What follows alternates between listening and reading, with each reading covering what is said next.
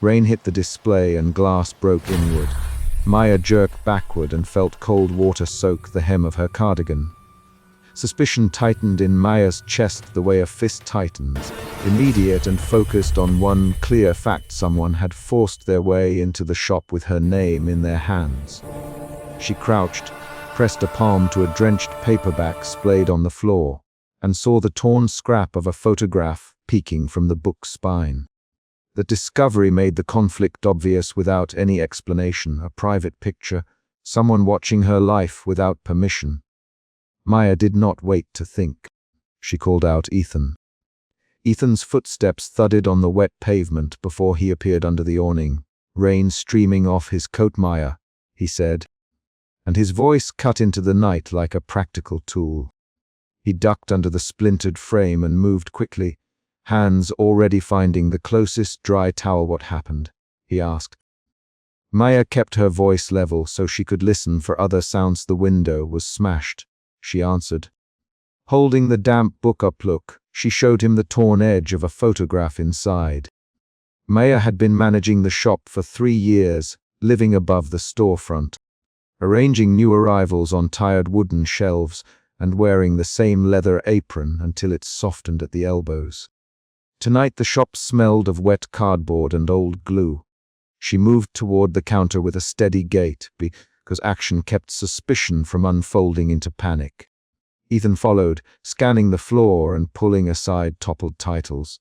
He folded the towel around the book and said, "Don't touch anything else. Call the police in 5 minutes, unless you want me to." Maya listened, counting breaths, deciding whether to accept help or shoulder the burden alone. Her fingers brushed the spot where her silver locket used to be. An empty circle on the velvet tray told her the theft was personal. They worked with quick, efficient motions. Ethan checked the back door. Maya peered between stacks. The shop's narrow aisles ran like city blocks of paper. Maya flicked on a small lamp at the counter. Light showed prints in the dust and a scuff on the register drawer. Someone looked for something here." Ethan paused, studying the register's half-open drawer. "They searched for more than books," he said. His voice was steady, protective. Maya felt an emotion shift. Suspicion hardened into anger toward a stranger who had crossed a line. A folded photograph lay on a corner table, half hidden by a paperback. Maya opened it with slow fingers. It was a picture of her and Lucas on a summer pier, laughing at something off camera. Lucas' arm was around her shoulder.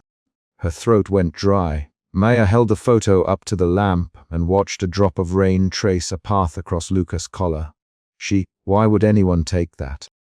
Ethan's jaw worked. "Someone wanted to scare you, or to remind you someone else was watching your choices," he said. The words landed like a test. Maya's mouth hardened. She looked toward the doorway. Lucas stepped in as if he had been walking by on his way home. He paused beneath the broken frame, blinking in the light. "Maya," he said, hands raised in a smooth gesture of concern. The way Lucas angled his body, the practiced politeness in his voice, made Maya register 2 things at once: his charm and his distaste from small details. She put the photograph on the counter and looked him in the eye. "Lucas, why is this here?" she asked. Lucas gave a short laugh, the kind that had carried him through business meetings and public smiles. "He don't know, Maya. I just came by after dinner." I heard Ethan moved between them without drama, but his posture read as a barrier. "You were at the Hart Gallery until 10. Ethan, your card shows you were there." Lucas smiled, tightened. "He left early. I came because I heard about the break-in." He kept his voice smooth. Maya watched his fingers. They avoided the photograph. Her suspicion shifted again, this time into doubt about Lucas himself. "The locket's missing. Did you see anyone near the counter?" Lucas hesitated. "No. I didn't," he cut off, then added, "I didn't notice anything like that." Maya's eyes narrowed. The air between them became an explicit test of truth. An argument began in halves, accusation and deflection. "Lucas, that picture isn't public." Maya, keeping sentences short so each word could hold the weight of accusation. "Who had access to that photo?" Lucas folded his arms. "Maya, we were together once. Yes, but I would, Ethan interjected, steadying the exchanger. Lucas, stand aside and let the shop be checked.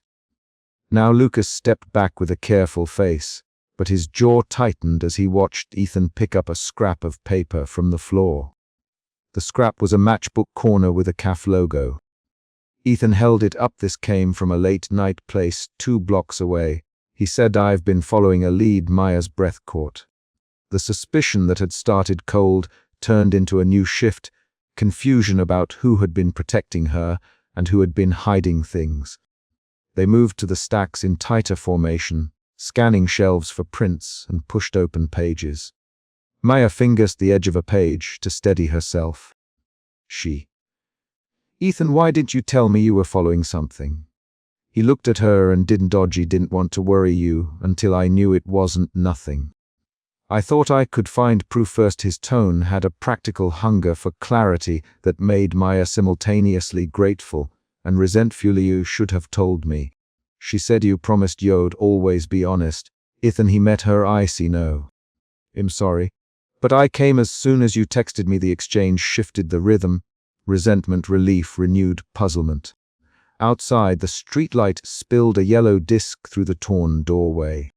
Lucas lingered by the door, hands in the pockets of his blazer, watching the stacks like a man unwilling to confront small, intimate details. Maya found the register's receipt with a coffee stain on it. The time on the receipt didn't match Lucas' claimed departure.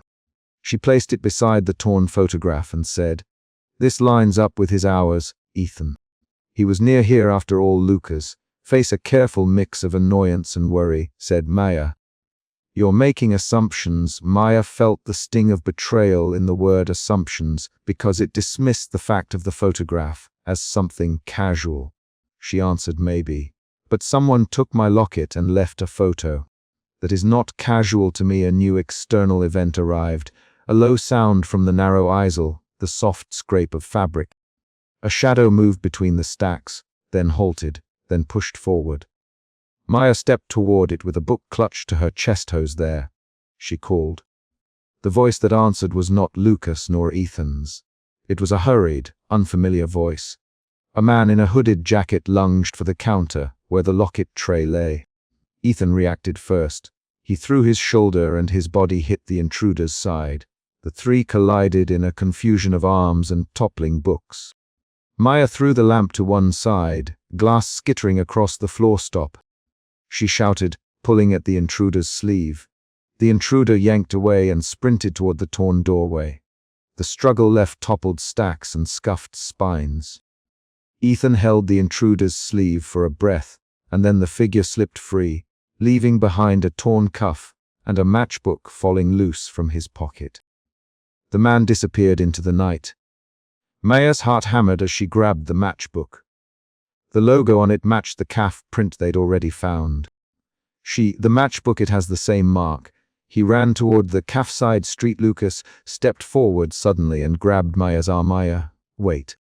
Let the police handle it. His hand on her arm was a small aggressive centering that startled her. Lucas, let go, Ethan sharply. Maya tugged free, more out of habit than strength. Sirens had not arrived yet. The night felt like it held its breath. Ethan ran to the doorway and looked down the street. The rain had smeared footprints into faint lines. He left something. He pointed to a torn jacket sleeve snagged on the doorframe. Maya picked at the fabric and found a small metal tag stitched into the lining with a company name she recognized, Heart Delivery. The tag matched Lucas' workplace. Her hands shook as she read it aloud. Art Delivery, she said. Lucas' face went blank in a way that alarmed Maya more than his evasive charm had. I work with that company. I can explain. The emotion shifted sharply. Doubt curdled into a hot push of betrayal aimed at Lucas. The police arrived and took statements while sunlight did not. It was still wet and late, but officers moved with plain routine. Maya watched an officer tape off the window and speak into his radio. Ethan gave a careful account and produced the receipt and matchbook. Lucas answered questions with measured sentences.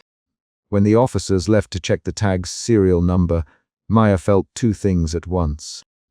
The relief of official action and the dread that official action would stall their need for immediate truth. She sat at the window seat with her knees drawn under the table and held the recovered locket in her palm. The chain felt cold. She opened it.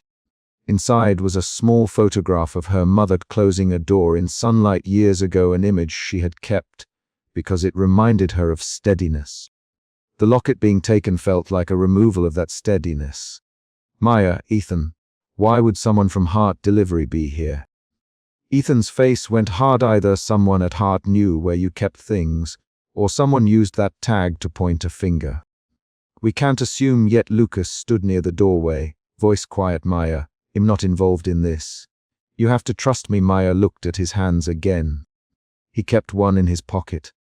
The other smoothed the lapel of his blazer. She measured his words against his gestures. Her mind did not leap to conclusions without proof, but her body catalogued small contradictions: the receipt, time, the tag, the photograph found inside a book. She felt an internal shift from suspicion to a cold, practical need to sort fact from motive. Ethan produced a torn receipt and the matchbook and unfolded them on the counter like evidence. Followed a lead to the Midnight Bean tonight. He said a barista remembered a man with a torn sleeve on his jacket asking questions about the shop. He looked at Lucas and did not flinch. The man left the jacket behind at the alley next to Heart Delivery. The tag on that jacket has their logo. Lucas' head tilted, and his smile shrank. Someone could have planted that on purpose. Lucas. He sounded more forceful now, but the words did not erase the tag's reality. Maya found her voice. Then, why was your card near here after 10? Why did your receipt time not match your story? Lucas inhaled. There is a meeting I attended that ran late. I came by for you because I heard someone had been at the shop. Maya felt a new emotion shift, from practical skepticism to a raw need for immediate proof. They stayed hours in the back office while officers fingerprinted the window frame and catalogued scuffs. Ethan set out the things they had found on the counter: the torn photograph, the locket, the receipt, and the matchbook. Maya watched them with an attention that felt like a searchlight at them. Why keep this from me? She asked again, softer. Ethan set his hand on the counter. An ex-lady didn't want you to be held in worry while I chased a trail. I wanted to be sure before I told you. I thought I could stop it without involving you.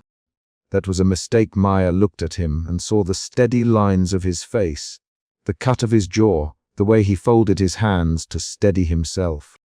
He had been protecting her in his way, but protection had become secrecy. That new knowledge changed how she understood his presence in her life. A mid-chapter reveal arrived like a hard note. The officer returned with a phone and said, "We matched the tag serial.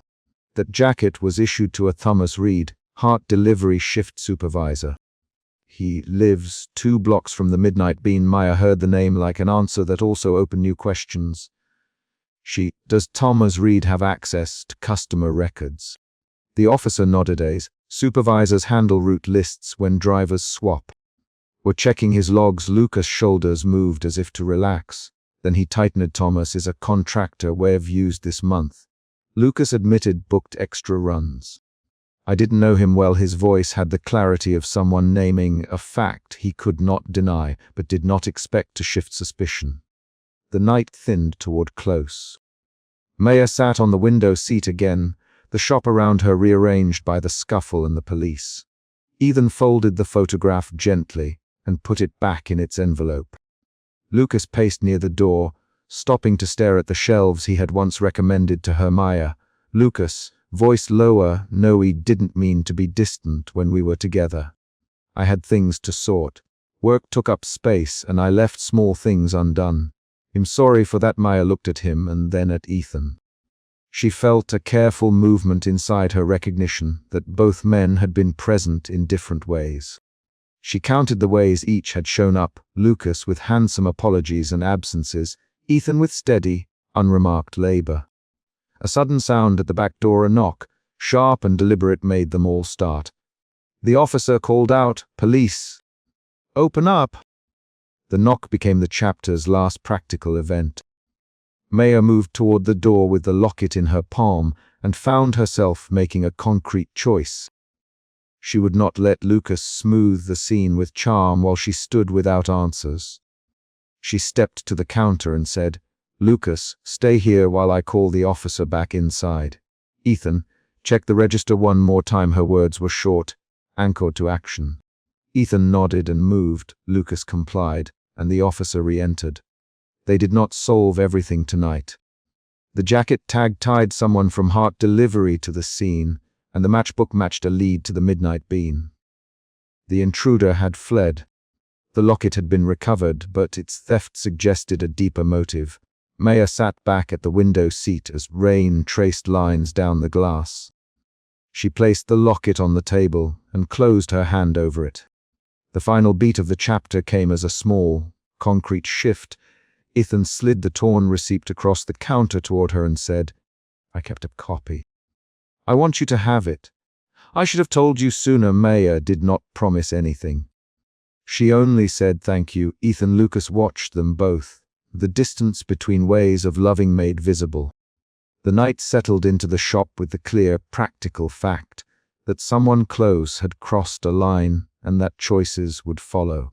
Maya froze with the brass key half turned when she saw the photograph lying at the center of the front table. Suspicion tightened her breathing as she crouched and traced the torn spine that pointed to the picture. The pile of returned novels made a neat ring. One spine was cut so the torn paper made an arrow aimed at her and Ethan. She spoke without looking up at them. The shop smelled of wet cardboard and coffee. Maya pushed the bell with her hip, and the door hissed shut behind her. She moved the books aside with careful fingers until the photograph lay flat on the wood, a candid from last autumn, Maya laughing while Ethan pretended to read upside down.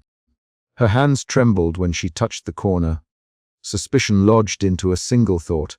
Someone had been in here on purpose. She did not stand when Ethan came through the door. He came in quick, coat still damp, and checked the window line by line. "Maya, what is that?" Ethan's voice was steady. His shoes left a dark crescent on the mat. He crouched, looking at the torn spine. "Someone wanted you to see this." Maya pointed to the back. "There are prints. See the mud?" Ethan ran a finger along the print and frowned. "A right foot, size 10, wet soil. Came from the alley." They worked the room in 2 quick passes. Maya checked the ledger, the receipt box, the return bin. Ethan tested latches and pushed at the side door. Each action was a question. Each movement answered with a new small detail. The shop's clock ticked loud enough to count. Maya kept fingering the thin silver locket at her throat without meaning to. They found the folded note shoved behind a stack of returned romance paperbacks. Maya opened it with the edge of her thumbnail. The note had 3 words: "We were close." The handwriting had an even slope, no flourish. She read it aloud. "Were close." Her voice was low and pulled taut. Ethan slid the note into his wallet. "He'll keep it. Ramirez will want this." He Detective Ramirez name, like a small exclamation of relief. Maya's face shuttered. "We call." Ethan hesitated. "I already called. He should be here." They did not wait long. Detective Ramirez arrived with a notepad and slow questions. He about business hours, about customers who might hold grudges, and whether Maya had enemies. Maya answered with concrete facts: who had keys, who knew the storage layout, and the night the glass broke in the first chapter.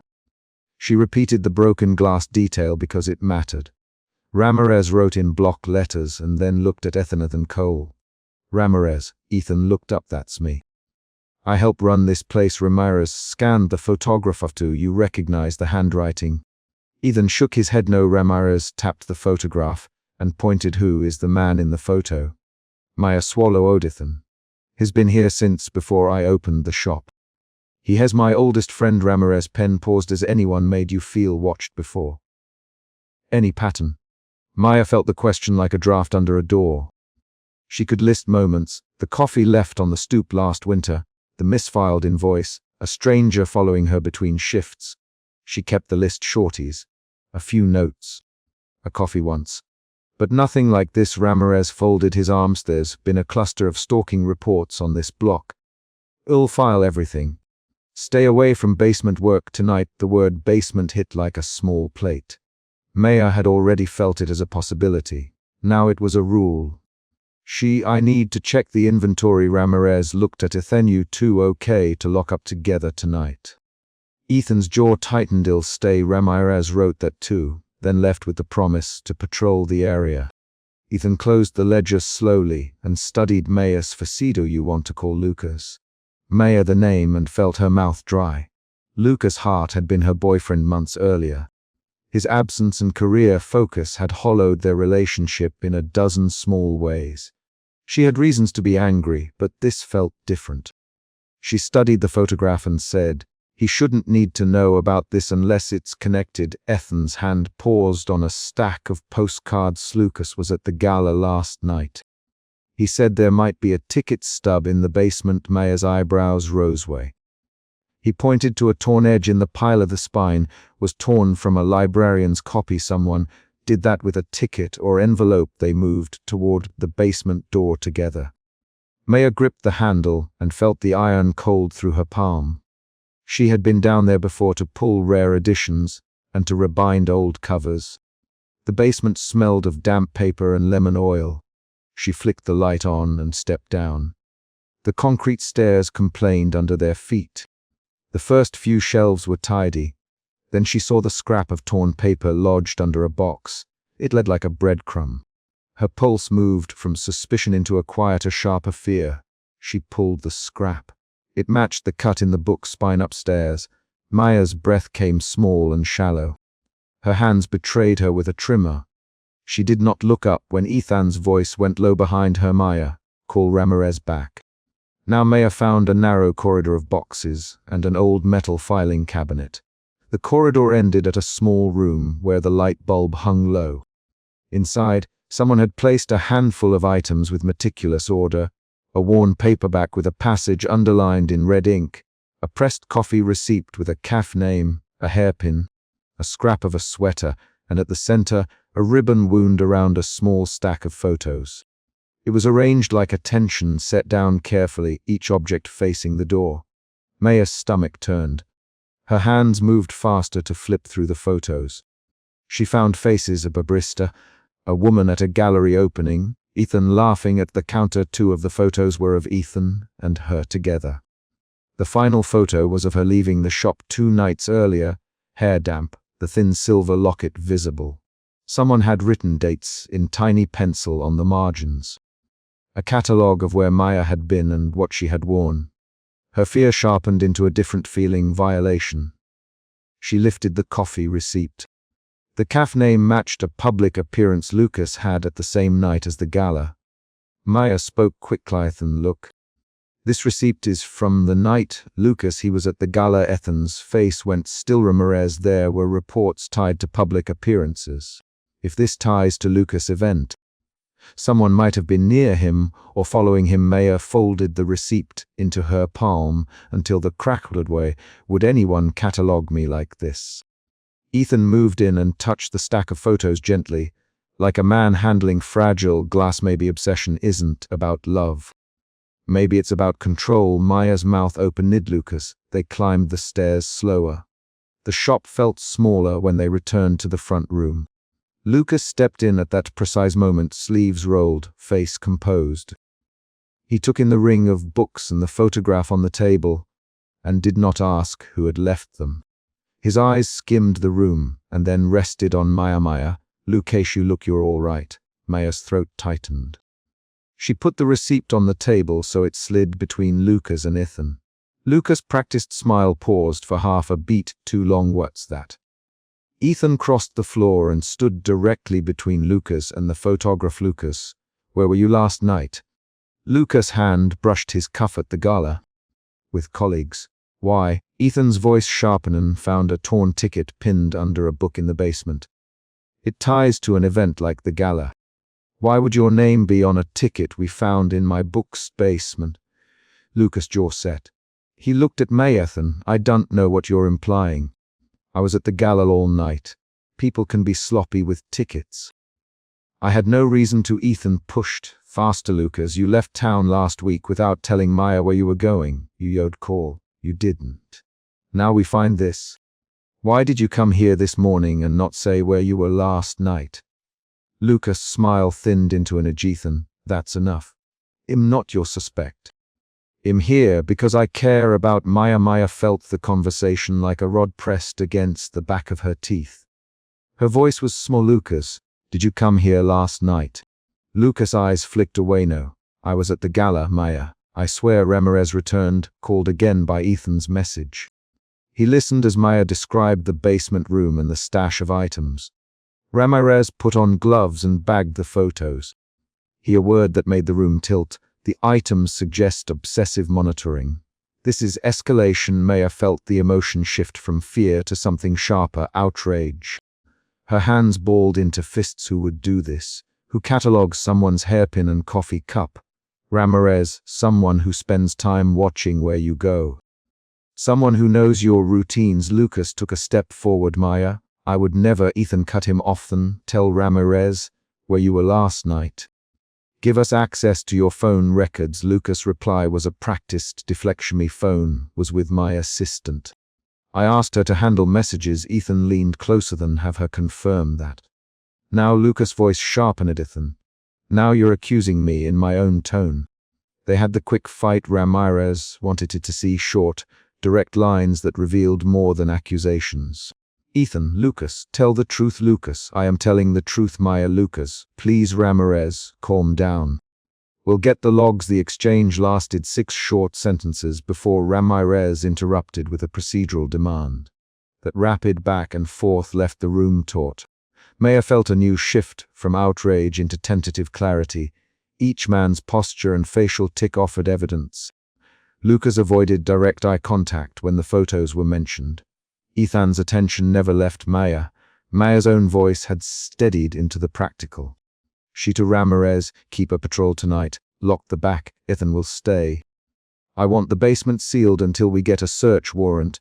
If needed. Ramirez nodded. I'll file the report. I'll request forensics to check fingerprints. For a moment, they formed a small, functional plan.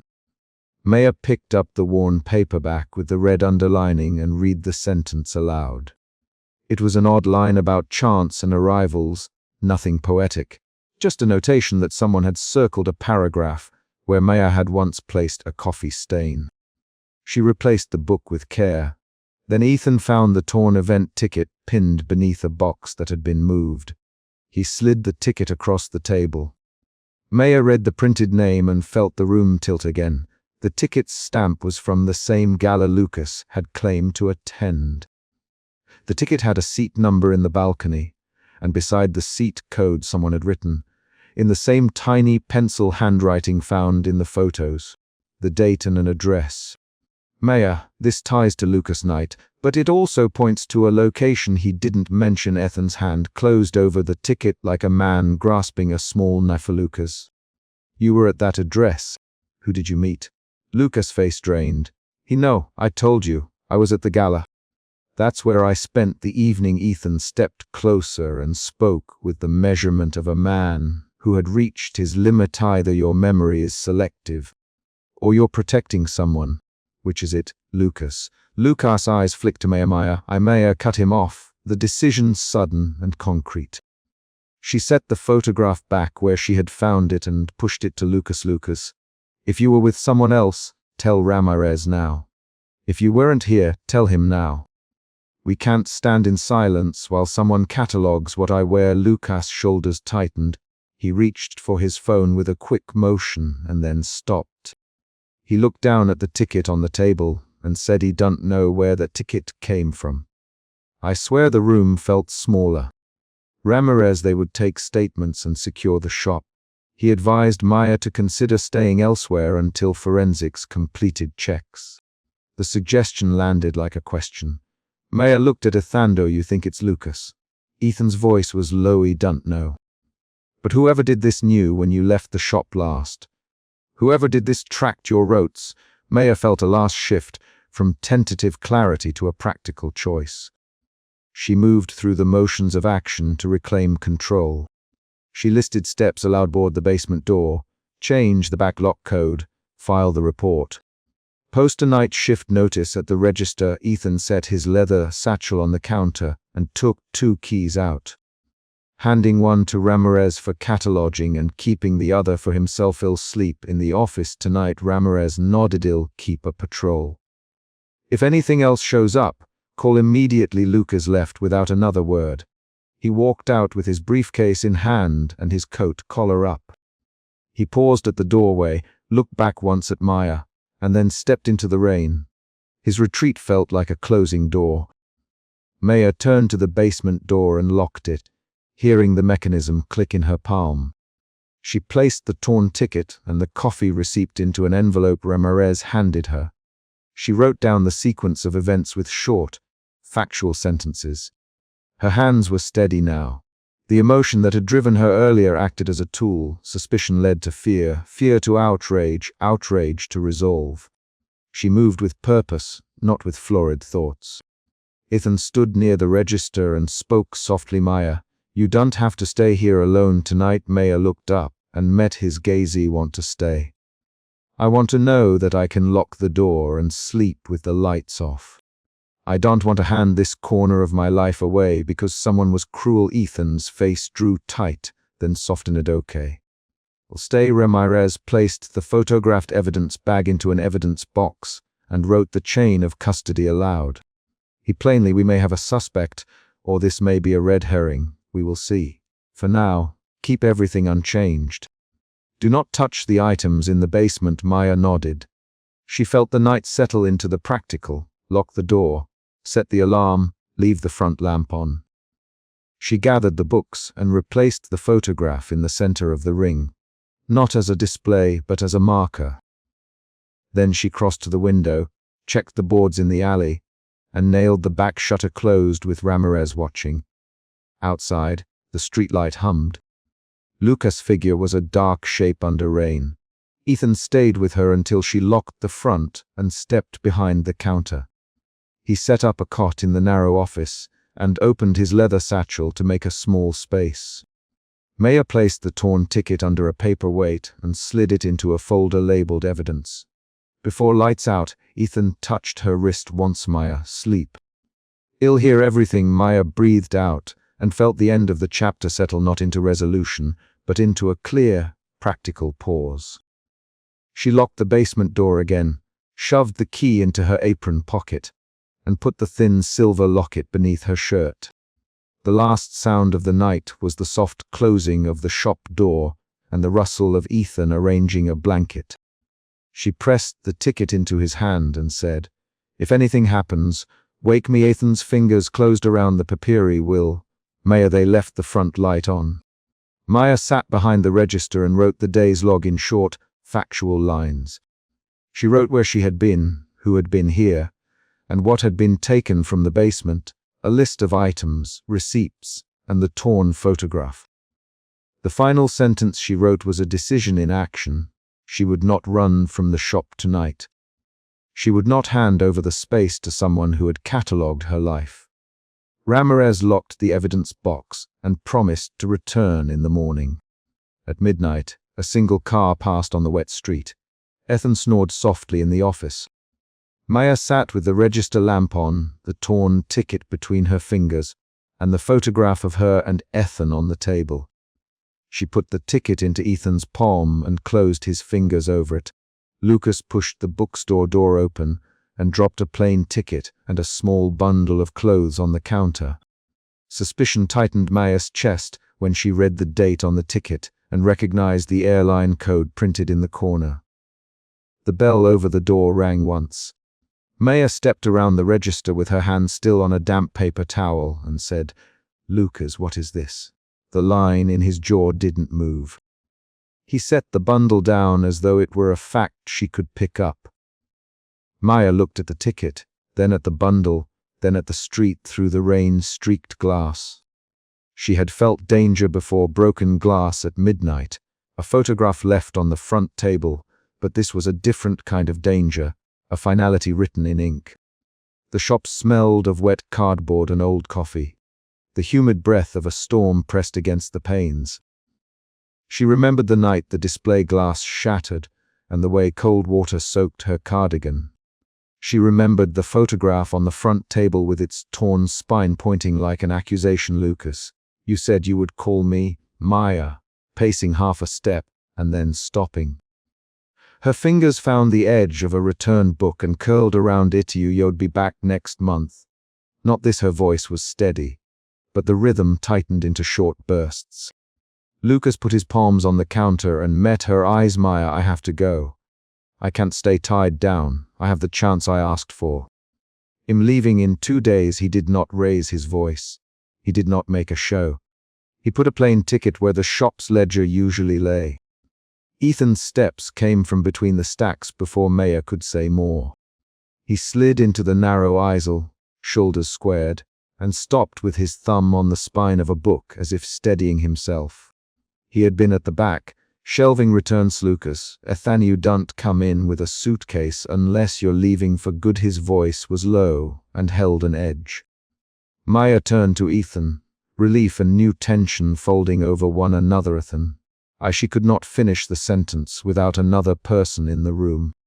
Ethan stepped forward and positioned himself so Lucas had to look past him to meet Maya. He set his leather satchel by his feet. You heard 2 days ago. You'd think about it. Ethan, you didn't tell her then. He moved his chin toward the ticket. We give her a choice now. Lucas ran a thumb along the ticket rim. Choices get messy, Ethan. I chose the job I want. I can't do both this shop and the city work. I'm not asking anyone to wait for me. I'm telling you what's happening. He smiled once, a practiced thing.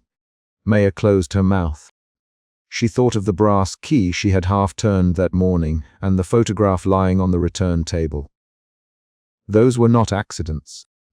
She stepped to the reading nook near the return books table and set the ticket down beside a stack of novels, as if the objects could stand witness to what followed. You left things undone. Lucas, she said, you left notes on my voicemail and then you did come back. You left me puzzle pieces without the picture. Her hands moved. She smoothed a scuffed cover until the edge bent. Lucas' eyes flicked to the photograph on the table, the same one that had been found in Chapter 2. Then Hawaii never meant to hurt you, Maya. It's not that simple. Work calls me away. I can't promise roots. I won't lie and make you wait for someone who can't be there. He leaned on the counter and his mask of calm slipped for a breath. Ethan stepped into the pool of warm light by the register and placed a folded scrap of paper on top of the novels. He did not look at Lucas when he did it. Maya's fingers hovered above the note. The shop went quiet for a moment. The rain on the window sounded louder, an actual measured staccato. Maya unfolded the paper. There was a time stamp and a line of text that matched a message she had thought lost. The note read, if this goes south, leave before attachments form. The timestamp was 2 months old, the week the display glass broke. Maya felt the temperature in her palms change. Suspicion that had lit at the ticket hardened into something that pulled at her throat. Someone to leave if it went south, Maya. Her voice was small and precise. 2 months ago. The night the glass broke. Who were you talking to, Lucas? She paced again but did not stop. She lifted the photograph and held it between 2 fingers so the torn spine pointed at Lucas like it had before. Lucas' practiced smile dropped. For the first time since he entered, his voice stuttered. He told a contractor. I told a friend I was considering a job. There was a contingency. I didn't think you'd find. He stopped. He moved his hands as if to gather words. Ethan stepped closer, close enough that his shoulder brushed Maya's sleeve. Lucas made plans before he told Maya. He spoke about leaving when she wasn't with him. He warned people not to get attached to her. Ethan's hand was flat on the counter. He did not shove. He set the leather-bound notebook down and drew out a folded phone screenshot with his other hand. Maya read the screenshot, a message chain with Lucas telling a colleague to avoid relationships while he pursued opportunities. The tone in the messages had a casual cruelty and instruction. Her heart did not race with romantic panic. It registered the steady, businesslike erasure of her.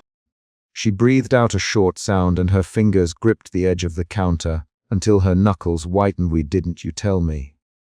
"Maya Lucas." Her voice no longer wavered. That steadiness turned to anger next, sharp and bright. She kept her sentences tight. "Way, didn't you tell me you were planning to go and told others not to get close to me?" Lucas' jaw tightened. He didn't want to make promises I couldn't keep. "I thought leaving would be cleaner. I didn't want to trap you." His gaze landed on Maya's apron, on the thin silver locket at her throat. "Maya, you deserve someone who can give you a life I can't." He avoided saying he had been avoiding her. Ethan's fingers tightened on the notebook. "Lucas, you told people not to get close to her and you left subtle signs to push her away. You staged distance. You were not honest." He spoke fast now, words clipped into short lines. "Ethan, stop." "Maya." She turned away from Lucas and walked toward the doorway, the rain visible through the glass. The shop had always been a list of practical tasks: shelf returns, close the register, lock the door. Now each task felt like a command. She stood with one hand on the doorframe and looked at both men. Emotion shifted under her skin. Suspicion had become anger. Anger was loosening into a raw clarity that made each next choice feel clearer. She could list hurts, she could chase promises, or she could close a door. She felt her breath in the small of her back and numbered facts in her head. Lucas had a ticket.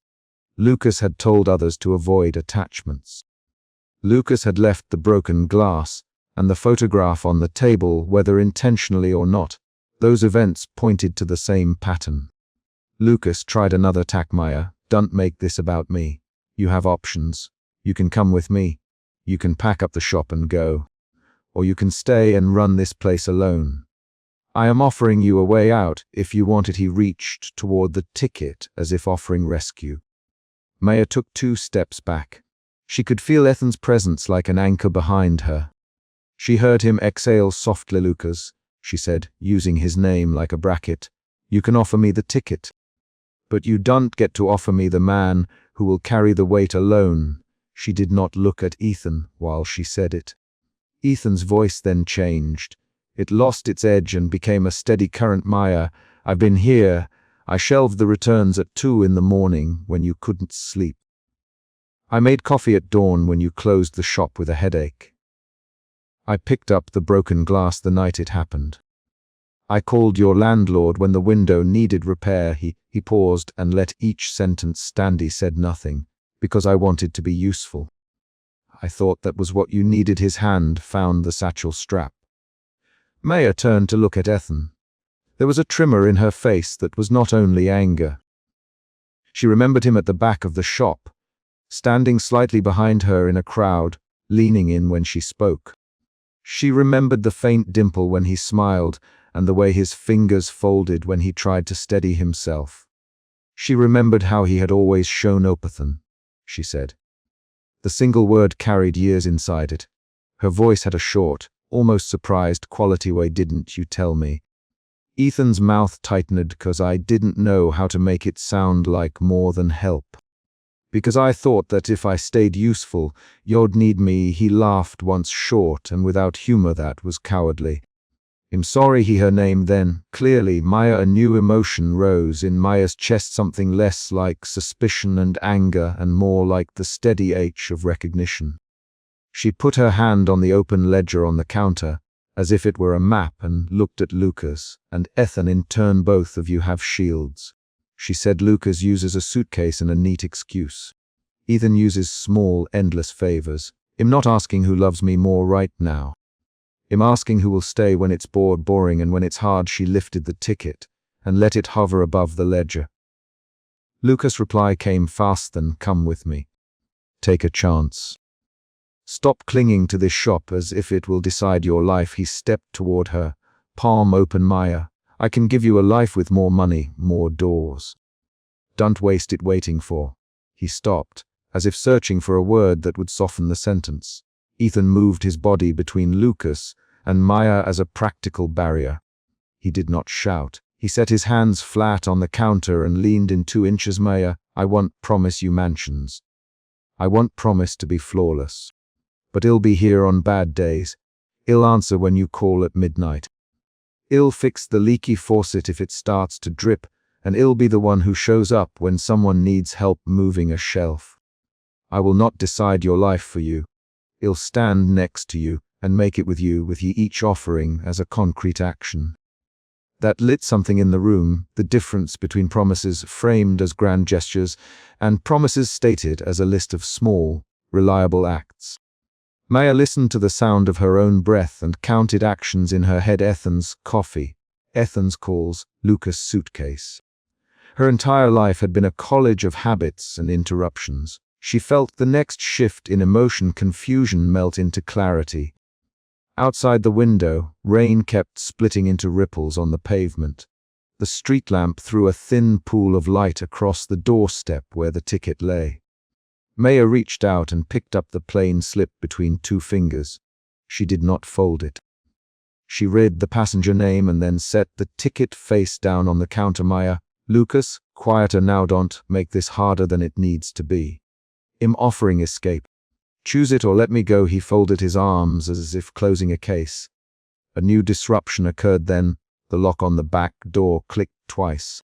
The sound was small but distinct. For a moment none of them spoke. The shop had a routine sound, keys, the bell, the soft scrape of books. The click felt like a final cue. Maya inhaled and let her hand fall to the counter. She made a choice that was not performative. She stepped away from the counter and toward the doorway, toward the rain and the thing Lucas had brought in. Then she turned her shoulders and reached out for Ethan's hand. She did not say the word love. She did not make a speech. Her fingers closed around his in a way that asked for time and repair. Lucas watched her hand close on Ethan's, and the expression on his face emptied into something raw. He took a step back and gathered his bundle. He opened his mouth, then did not speak further. He moved toward the door without looking back. As he pulled open the door, cold rain hit the threshold and traced a line across the floorboards. He left the bell to ring once as the door closed and carried the sound out into the night. Inside, the shop felt smaller and more ordinary. Ethan pressed his thumb to the base of Maya's fingers, a simple anchor. He did not force anything into words. He met her eyes and said, "We'll figure out the repairs. We'll set hours. We'll make lists. We'll be patient." His sentences were short and actionable. Maya let out the breath she had been holding. She folded the plain ticket and tucked it into the ledger between two columns of numbers, an unromantic burial. She turned and pulled a small stack of returned books toward them and began to start with the window repair. She said he'd call the glazier in the morning. "And Ethan, if you're staying, you'll need a key." Her mouth formed practical tasks like a promise. Ethan reached into his satchel and produced a spare brass key he had been carrying for months, looking for a moment like a man who had rehearsed the right small thing for a long time. He handed it to Maya and the metal felt cool in her palm. "He already gave it to the landlord last time the lock stuck," he said, "but keep this one." For real this time. His voice had a steady softness. They worked through that night as they always did, counting returns, mending edges, making lists on the back of envelopes. They spoke in short sentences about plumbers, schedules, and who would water the fern in the reading corner. The emotional fever of the confrontation cooled into a methodical, uneven calm. At one point Maya paused while she shelved a book and touched the small freckle near her left eyebrow, as if checking that she was the same person who had started the evening. 2 hours passed and the streetlights threw pale squares across the floor. Lucas' absence was a physical thing.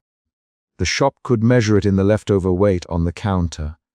Maya closed the ledger and slid the ticket deeper between the pages as if sealing it. She felt the clarity that had arrived after anger settled into resolve. Later, when the lamp on the wooden table by the rain-streaked window cast a warm oval of light, Maya took an unmarked bookmark from the jar behind the register. It was a thin strip of card with a frayed corner.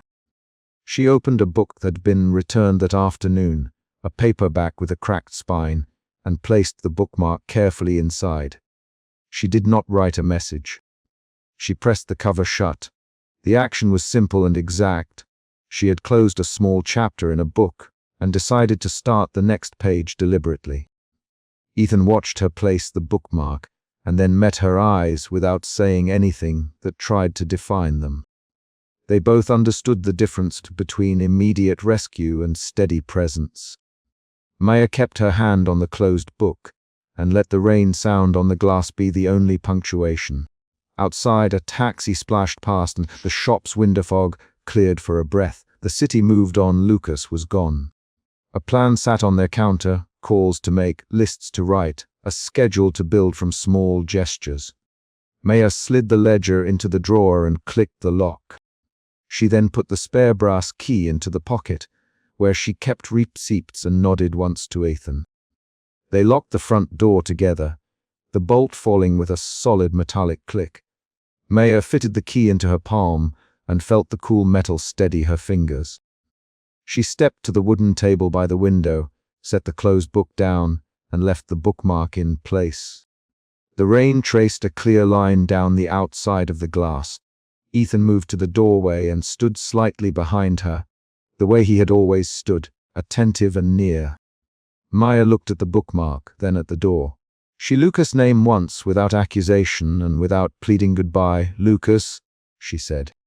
The word had weight, and it landed on the counter between them. She then placed the key inside the ledger drawer and closed it, the action precise and irreversible. The chapter ended with the door locked and the bookmark between clean pages, and she turned off the lamp so the room slid into the hum of the rain and the quiet work of small repairs. The final sound of the chapter was the thud of the book cover settling into place and the soft scrape of a chair as Ethan pulled one out to sit beside her at the table where they would plan the next day.